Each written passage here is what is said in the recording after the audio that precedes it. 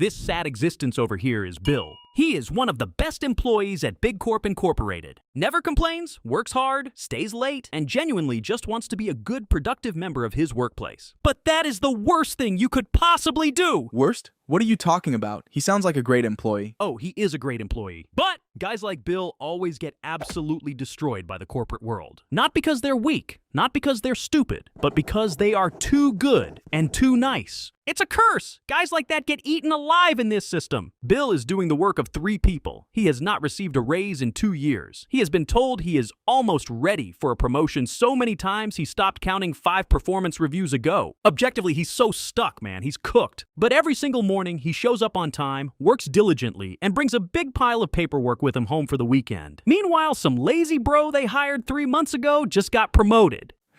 Maybe Bill just needs to... No, there is no maybe needs to. Bill is f***ed. Simple as that. His whole life is f***ed. It's f***ed hard, with a stick full of rusty old screws sticking out. You better watch the hell out, or you'll end up like him. Let me tell you exactly how Bill ended up here, and that should serve as a warning sign to all of you. Bill joined Big Corp a few years ago. He was optimistic, capable, and ready to work. He wanted to make a good impression, which is completely understandable. So he worked hard to impress the boss, and the boss man did notice. Bill, you're such a go-getter. I love your drive. I don't know how this company would function without you. As a matter of fact, you think you could help me out this weekend? I have a few things I really need to get done.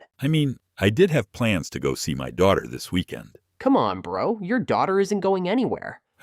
Sure. I'll have to endure an hour of yelling from her mom, but sure. So Bill's doing what good employees do, right? They deliver, take on more responsibility, go that extra mile. That's the career advice every sane person is told to follow. That sounds right to me. He's proving himself. Here's the problem. Every time Bill proved himself, he was rewarded with a bigger pile of work. No raise, no subsidized car, not even free Big Corp merch. It's mandatory to wear it, but it still comes off his salary. He did get to hear the occasional chief, big guy, or superstar, but I doubt he values that particularly high. The problem still remains. The better he is at his job, the more work gets handed to him. It's a punishment loop, and it's messed up. But getting more responsibility at work, isn't that a good thing? Doesn't that mean he's valued? Nope. What it means is that Bill has accidentally defined his own floor. Picture this. Take 4 random Big Corp employees. You got Tom, Sarah, Bill, and this guy can't remember his name. Here's a graph showing their level of output. The further up you are, the more work you get done. Now here's the messed up part. Bill consistently has the highest score. He's all the way up here. But that level is now what's expected of him. Everybody assumes he'll always be up there. If he dropped down to here, leadership would be angry as hell. He'd be viewed as a slacker, an underperformer. Heck, he might even be fired. Oh, for Pete's sake. And you know the most f***ed up part of this? Bill is stuck. He will never get out of this. Here's what I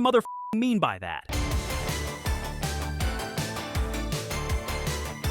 This is the part that makes me feel so bad for all the Bills out there. Bill is not getting promoted anytime soon. Let's not beat around the bush. You might ask, why? No, I didn't ask that. Well, it has nothing to do with his performance. His performance is outstanding. Honestly, it's quite remarkable he hasn't had a heart attack yet. Someone should check up on him. Sure, I'll call. No, later. Let's do it later. Just listen. The reason he's not getting promoted is because his performance is outstanding. Due to his unbreakable niceness, he has become everyone's rock, the guy you can rely on. If Tom's not there to reset your password, Bill will dissect YouTube tutorials on his phone until it's fixed. Then he'll take his actual work with him home and work late. That's Bill. He's the clown keeping the circus from falling apart, and everyone knows that. Now, imagine your evil boss. He wants to promote someone. He looks at the contenders, and he goes, Bill. Hardworking, genuine stand-up guy. Calls me the best boss he ever had. But if I promote him, who's running all my errands around here? So naturally, Bill doesn't get it. It goes to Brad because he's cool AF to be around, has a chill attitude the boss respects. So Bill stays exactly where he is. He's too valuable to move. You could say he's irreplaceable, and that's not a compliment. That's a bad thing. The more responsibility Bill takes on, the harder it is to promote him, and the easier it is to exploit him. His competence is a cage, and he's stuck in it. Giving that promotion to Brad was easy. You know why? Because Brad is completely dispensable. Nobody depends on Brad for anything critical. If he disappears tomorrow, then sure, Big Corp sells some less insurance. But in terms of keeping the ship afloat, Nothing. That's why it's convenient to promote him. Man, Bill gets treated like crap. Well, that's true, but he kinda did this to himself. As harsh as it sounds, he's partly to blame for this. Okay, you're gonna have to explain that one to me.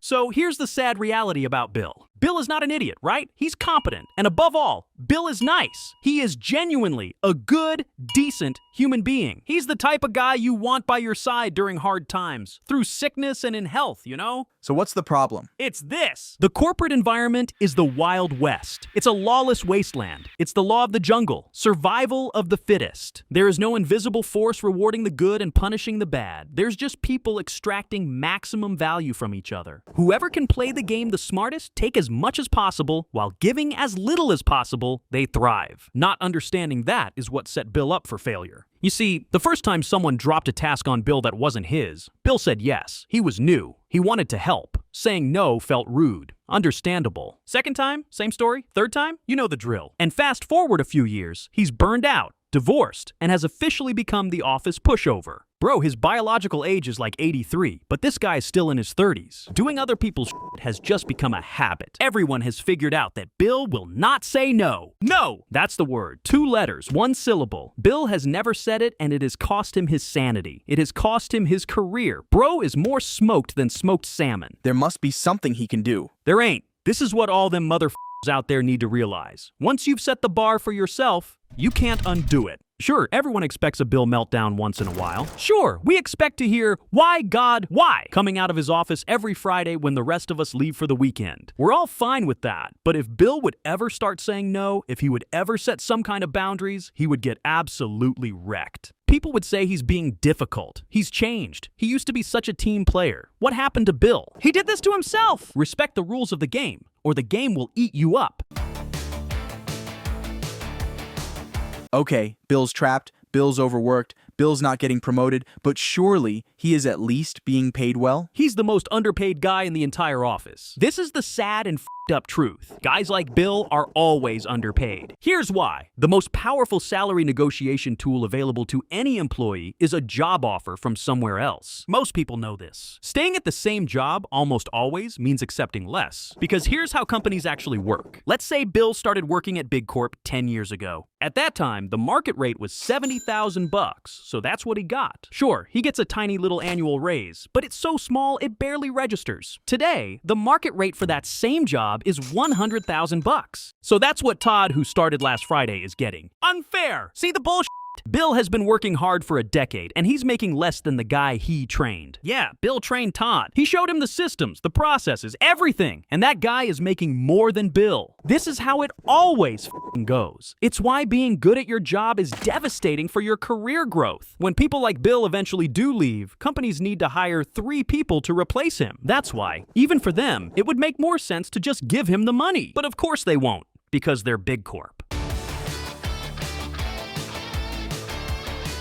This is my formal warning. Do not become Bill! If you're a 9-to-5er, do not overachieve at your job. You will pay the price for it! Just accept that your workplace does not give a single f*** about you. Not 1. 0! That's why you should always pretend like you're more busy than you really are. Say you're late for a meeting, or you're already swamped, or whatever. Do whatever it takes, man! And finally, for the love of everything holy, please hop between jobs. Hop like it's an Olympic sport. Hopping is the best freaking tool you have. People that hop earn way more. All right, that's my rant. Let's go for a beer. Should we ask Bill to join? He'd appreciate it. No, he's weird. I don't know. Let's just... You dumped a pile of work on him, didn't you? 30 minutes ago, yeah. Let's hurry.